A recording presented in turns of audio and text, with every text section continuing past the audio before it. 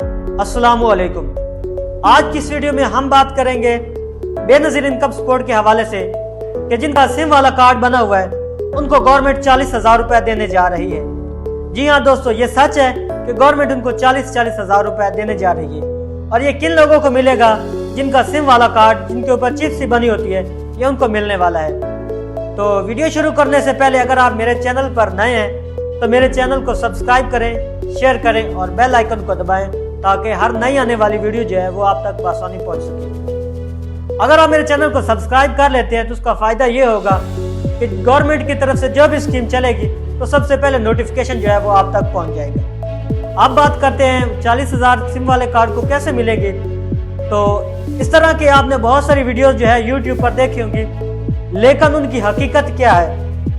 ये दोस्तों वो सिर्फ और सिर्फ आपसे व्यूज लेने के लिए इस तरह की वीडियोस बनाते हैं ताकि कोई भी स्टोरी जो है वो नहीं है। क्योंकि गवर्नमेंट की तरफ से जो स्कीम दी जाती है वो सिर्फ 13,000 या 10,500 रुपया दिया जाता है।